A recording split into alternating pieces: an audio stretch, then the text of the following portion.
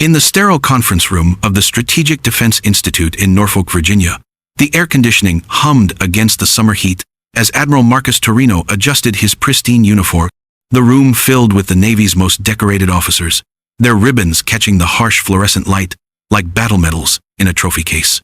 Dr. Elena Vasquez slipped through the rear entrance, her timing deliberately calculated to avoid the pre-briefing social rituals.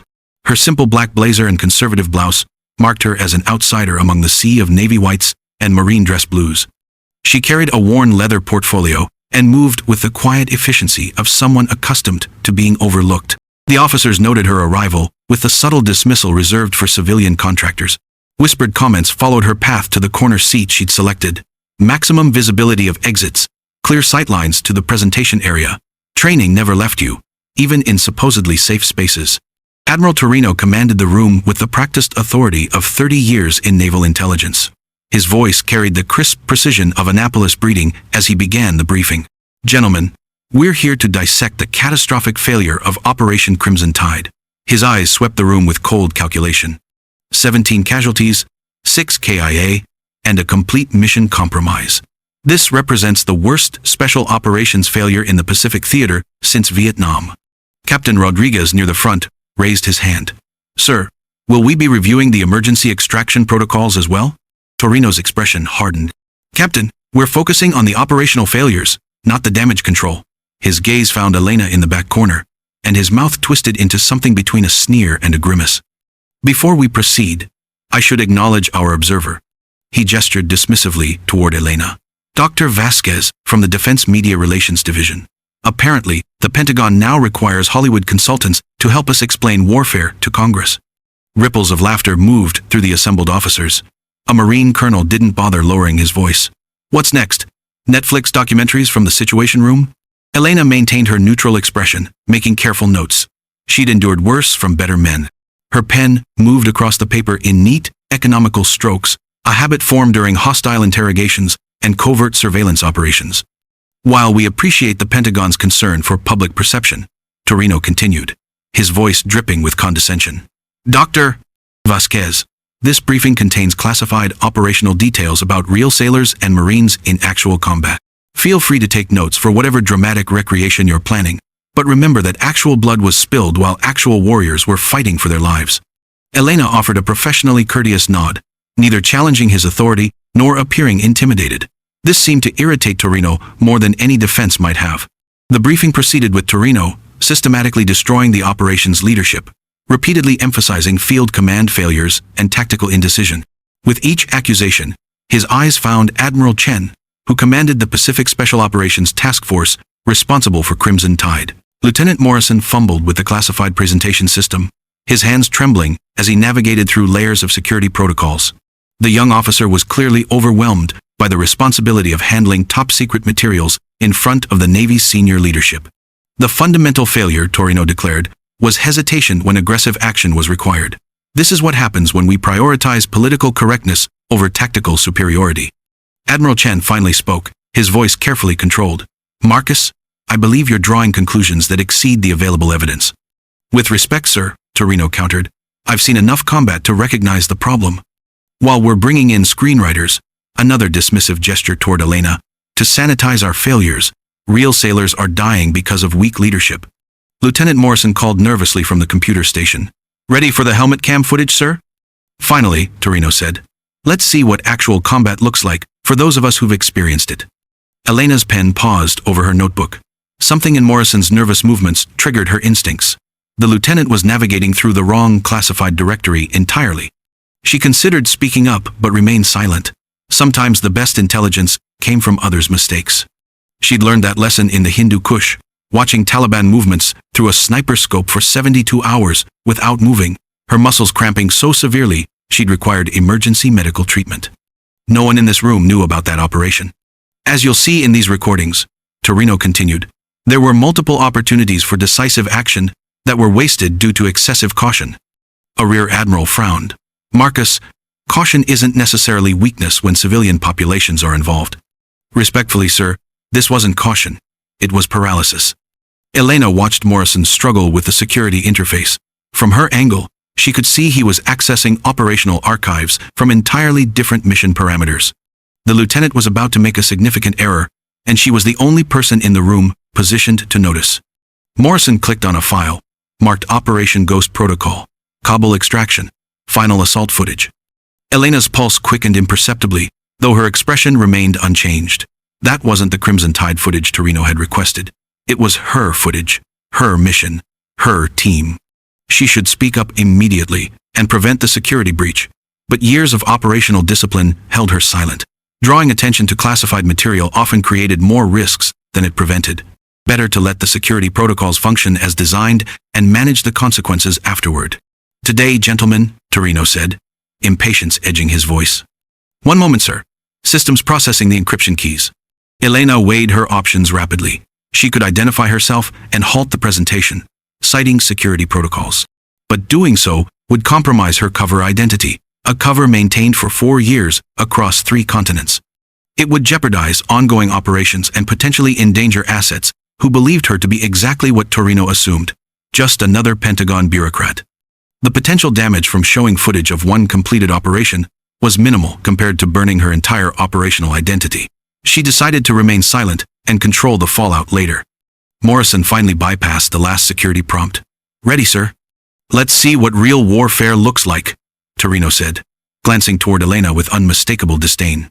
The lights automatically dimmed as the presentation system activated, the massive screen illuminated with the characteristic green glow of night vision combat footage. The classification header scrolled across the top. Top secret. Special access only. Operation Ghost Protocol. Morrison realized his error immediately. "Sir, this isn't what is this?" "What the hell is this?" Torino demanded. But it was too late. The footage was playing, and everyone in the room could see exactly what it showed. The scene was pure chaos. A special forces team pinned down in an urban kill zone, taking coordinated fire from multiple elevated positions. Bodies lay motionless, while wounded operators dragged themselves toward minimal cover. Radio chatter crackled with desperate calls for immediate extraction and medical support. Then a lone figure entered the frame. The operator moved through the hellscape with lethal precision, checking casualties with clinical efficiency, while coordinating defensive positions through hand signals and clipped radio commands. The room fell dead silent as they watched this soldier single-handedly organize a counterattack from what appeared to be an impossible tactical situation. The figure was smaller than the others, but commanded with undeniable authority. Using improvised explosives and superior positioning, the operator created an extraction corridor where none had existed, calling in precision airstrikes that cleared enemy positions with surgical accuracy. When the figure briefly faced the helmet camera while applying emergency medical aid to a wounded team member, the night vision revealed a face that caused several officers to shift uncomfortably in their seats. It was Dr. Elena Vasquez. The footage showed her taking multiple rounds while providing covering fire, continuing to coordinate the operation despite obvious injuries. She established a defensive perimeter under sustained enemy fire, called in close air support with coordinates so precise they cleared buildings by meters, and orchestrated an extraction that defied every tactical manual. As the rescue helicopter arrived through a gauntlet of enemy fire, Elena was the last to board, maintaining suppressive fire, while the wounded were evacuated. She threw herself aboard the aircraft as it lifted off, still firing at pursuing enemy forces. When the lights came up, every eye in the room turned to the woman sitting quietly in the back corner. Admiral Torino stood frozen at the podium, his expression cycling through confusion, disbelief, and dawning comprehension. Morrison broke the suffocating silence. "I'm sorry, ma'am. I accessed the wrong operational files." For the first time since entering the room, Elena spoke. Her voice was calm, but carried unmistakable command authority. "That footage is classified above your clearance level, Lieutenant. We'll need to document this security breach immediately." Her words seemed to break the spell that had held the room. Officers began whispering urgently among themselves. Admiral Torino attempted to regain control.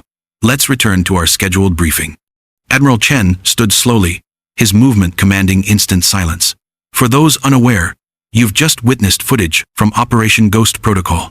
He paused, weighing his words carefully. What was classified as a complete tactical failure until Major Vasquez's intervention. The revelation hit the room like a depth charge.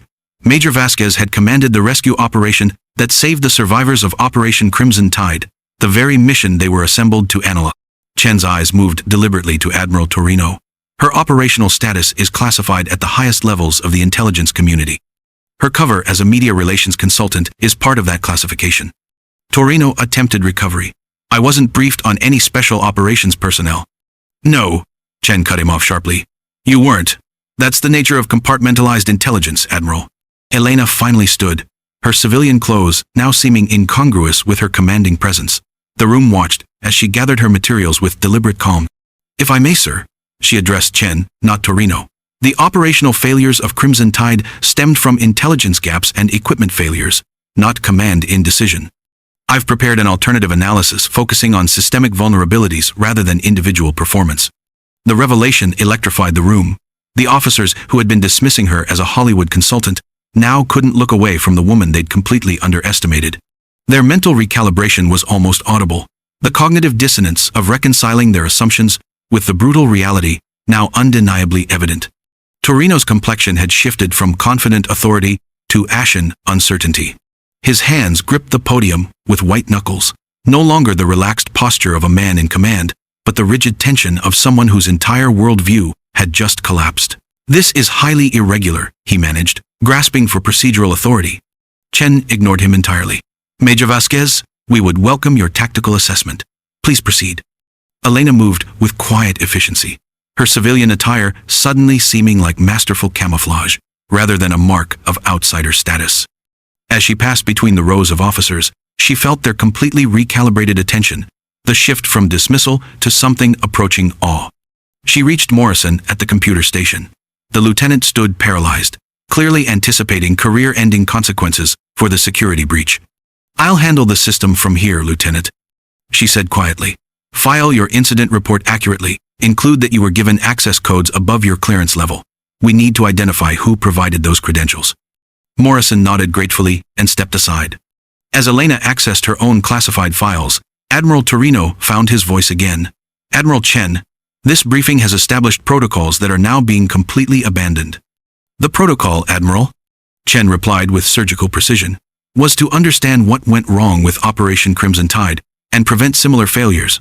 I believe Major Vasquez is uniquely qualified to provide that analysis. Torino's jaw tightened. There are established procedures for modifying briefing agendas. Indeed there are, Admiral.